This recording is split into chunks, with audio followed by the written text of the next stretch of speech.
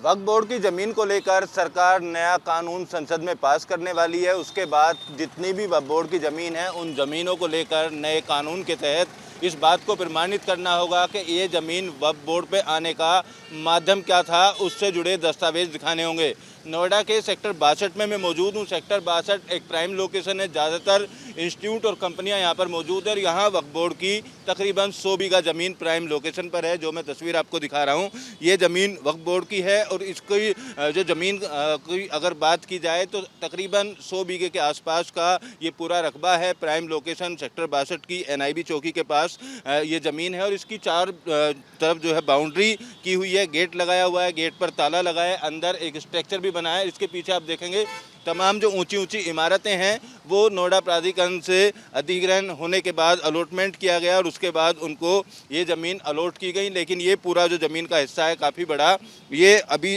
ताला यहाँ पर लटका हुआ है और किसी भी तरीके का यहाँ पर कोई व्यक्ति दिखाई नहीं दे रहा है। हालांकि अंदर की तरफ एक JCB लगाकर साफ़ सफाई ज़रूर की जा रही है। और इसी तरीके से अगर नोएडा की बात की जाए तो दनकौर इलाके में 300 बीघे के आसपास ज़मीन होने की जानकारी मिली है। बादलपुर इलाके में 34 बीघा ज़मीन होने की जानकारी मिली है। वक्फ बोर्ड की बात की जाए तो दो तरीके की ज़मीन हुआ करती है। एक ऐसी जो नवाब या बड़े घराने हैं वो अपना वक्फ बोर्ड बनाकर अपनी ज़मीन को इसी तरीके से बोर्ड में शामिल करते हैं और पुश्तैनी यानी उनकी आने वाले जो भी नस्लें हैं उनके नाम पर वो ज़मीन ऑटोमेटिक होती रहती है। दूसरे तरीके की अगर बात की जाए तो धार्मिक स्थलों के लिए जिन ज़मीनों का प्रयोग किया जाता है उसमें कब्रिस्तान, मस्जिद, मदरसा या पब्लिक से जुड़े जो भी इंटरेस्ट के काम हो उसके लिए जो वक्फ बोर्ड है वो अलग होता है। फिलहाल अब इस विधेयक आने के बाद ऐसे लोगों की नींद जरूर उड़ी हुई है जिन्होंने बड़े पैमाने पर ज़मीनों को अपने कब्जे में किया हुआ और पुश्तैनी तौर पर उन ज़मीनों का प्रयोग किया जा रहा है। वक्फ बोर्ड की ज़मीन को लेकर सरकार नया कानून संसद में पास करने वाली है। उसके बाद जितनी भी वक्फ बोर्ड की ज़मीन है उन ज़मीनों को लेकर नए कानून के तहत इस बात को प्रमाणित करना होगा कि ये ज़मीन वक्फ बोर्ड पे आने का माध्यम क्या था, उससे जुड़े दस्तावेज दिखाने होंगे।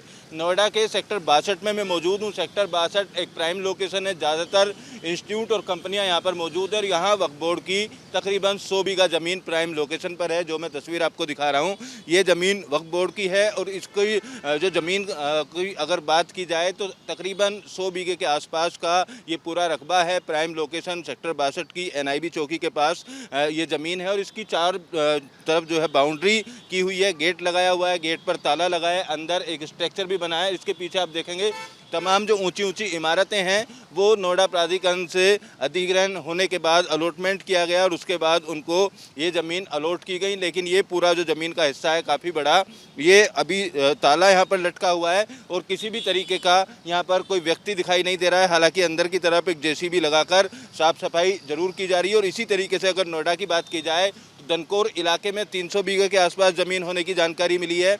बादलपुर इलाके में 34 बीघा ज़मीन होने की जानकारी मिली है।